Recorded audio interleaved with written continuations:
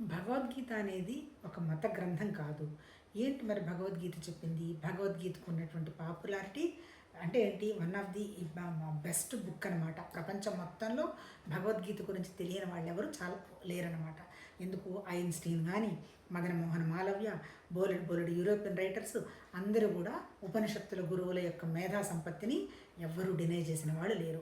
అంటే ఏంటి? వాళ్ళు చేసినటువంటి ఉపనిషత్తుల సారమే కదా భగవద్గీత.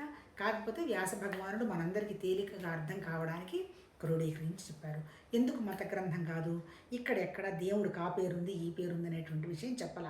ఆ తర్వాత దేవుడు ఎక్కడి నుంచి వచ్చాడు, ఎలా వచ్చాడు అని టైము స్పేసు ఆబ్జెక్ట్ గురించి కూడా దాటిన విషయమే పరమాత్మ తత్వం అన్నాడు తప్ప ఆ మూడిటికి కలుసుకున్నది అని అలా.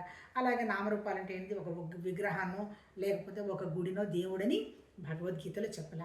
నిజం చెప్పాలంటే ప్రపంచంలో ఉన్నటువంటి మనసు ఉన్నటువంటి ప్రతి మనిషి ఆ మనసుని బ్యాలెన్స్ చేసి తర్వాత తనకున్నటువంటి తెలివితేటల్ని బుద్ధిని వికాసం చెందించుకుంటూ ఎలా ఆనందంగా వండర్ఫుల్గా మామూలు భౌతిక జీవితాన్ని కూడా ఎలా హ్యాపీగా గడపచ్చు అనేటువంటి విషయాన్ని భగవద్గీత చెప్పింది.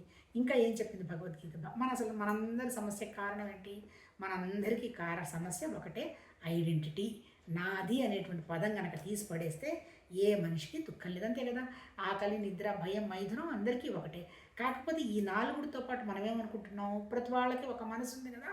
ఈ మనసులో నాదే గొప్ప విషయము, నా కష్టాలు ఎవరికి లేవు, నా అంత గొప్ప వాళ్ళు ఎవరు లేరు అనేటువంటి ఆ ఐడెంటిటీ మన క్షణానికి చంపేస్తుంది. ఇప్పుడు భగవద్గీతలో చెప్పింది ఏంటి? ఆ ఐడెంటిటీని ఎలా మనం ఓవర్కమ్ అవ్వాలో చెప్పింది. ఎలా ఓవర్కమ్ అవ్వాలని చెప్పింది? ఎక్కడో దేవుడు ఉన్నాడు, మన షిప్లో కూర్చోబెట్టుకునో ఫ్లైట్లో కూర్చోబెట్టుకునో తీసుకెళ్ళి స్వర్గంలో దించి మనకు అన్ని సుఖాలు అనుభవించేసి మళ్ళీ నేల మీదకి తీసుకొచ్చి పడేస్తాడని భగవద్గీత చెప్పాల. నీ సమస్యకి కారణం నీకు బుద్ధికి విశాలం లేకపోవటం. అందుకని నువ్వు చేయాల్సిందేంటి? నీ బుద్ధిని ఎక్స్పాండ్ చేసుకో. ఎందుకు ఎక్స్పాండ్ చేసుకోలేకపోతున్నావు? నాది అనేటువంటి ఒక ఇరుకు మనస్తత్వం పెట్టుకొని స్వార్థంగా బతుకుతున్నావు. ఈ స్వార్థంలో నీ వాళ్ళకి నీకు ఎంతన్నా నీకు ప్రాబ్లం లేదు, కానీ మనం వేరే వాళ్ళని భేదభావంతో చూడటం అలవాటు చేసుకుంటున్నాం. ఇప్పుడు నువ్వు చేసేదేంటి? ఏమి ఫలితం ఆశించకుండా కనీసం పని చేయడానికి ప్రయత్నం చేయి. నీ బుద్ధికి విశాలం వస్తుంది.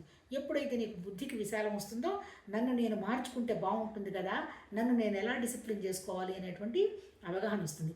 అప్పుడు నీ మనసు మీద నువ్వు పని చేసుకోవటం మొదలుపెట్టి అనవసరంగా తిరుగుతున్నటువంటి మనసును తీసుకొచ్చి లోపల పెట్టి ఒకే విషయాన్ని పెట్టడం నేర్చుకుంటావు.